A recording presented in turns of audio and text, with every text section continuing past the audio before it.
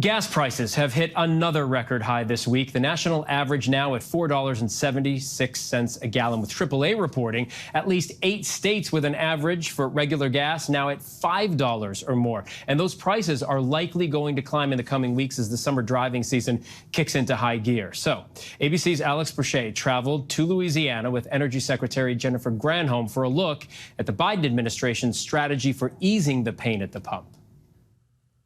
You're looking at what the Biden administration hopes may be the country's best chance at combating high gas prices.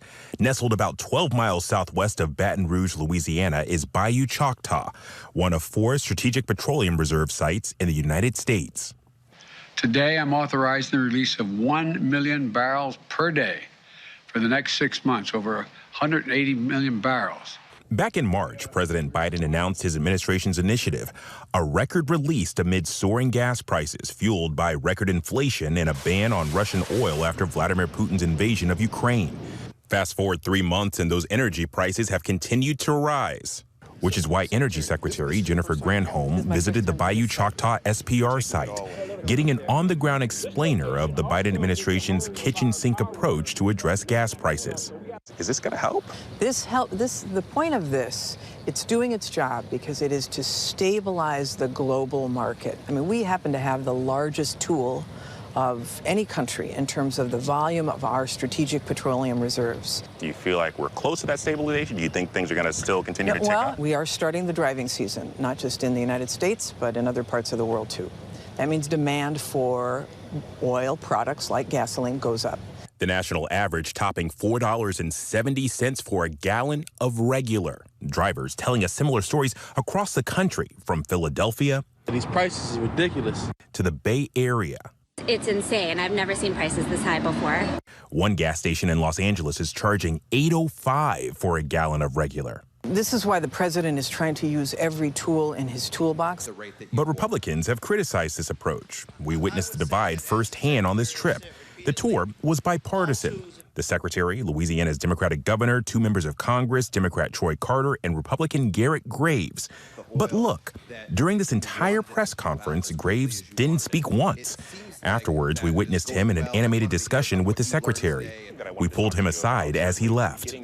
All we're hearing from people, especially here in South Louisiana, is why in the world aren't we accessing all of the reserves we have in our offshore and our onshore, and instead tapping an emergency reserve that is here for the sole purpose, it was really designed to address emergencies. It's not to mitigate for bad policies. Are you hopeful that there is some common ground in Washington to put forth an initiative to combat gas prices? You can't see any cohesion, any rationale behind the energy strategy that's coming out of the administration. And look, it's not her. Most of it's the upstream at Department of Interior. They're not issuing lease sales. One of the Republican critiques of this SPR plan is number one, they say first, there aren't enough leases, but then the second critique that we hear often is that this increases our reliance on countries like Iran and Venezuela.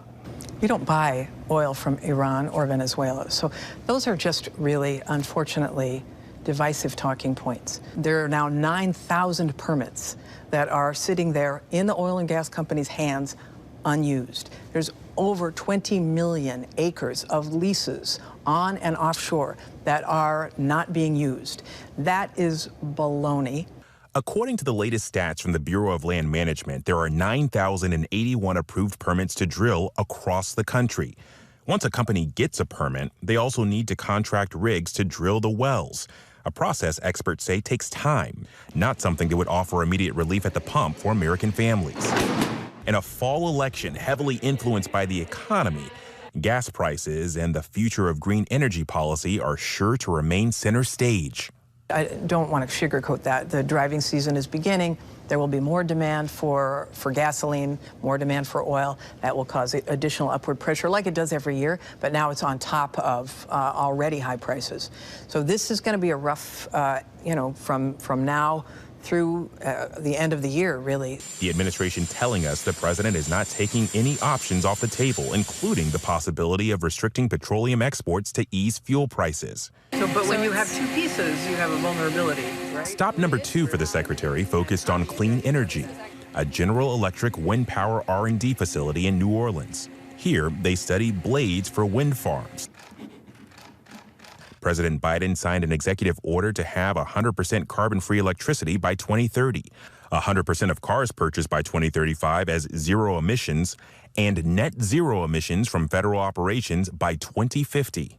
Biden has also promised to deliver at least 40% of the overall benefits from federal investments in climate and clean energy to disadvantaged communities. The coast of Louisiana and of Texas, this has been referred to as Cancer Alley. They have borne the brunt of the impacts of environmental pollution. So if you're building these massive wind turbines, people from this community should be employed, if they choose to, in building it. I know you've seen headlines about inflation, but also along with that is gas prices.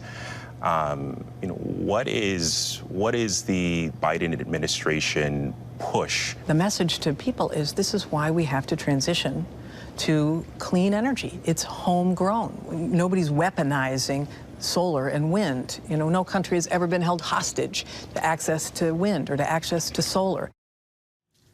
All right, Alex Boucher, thank you.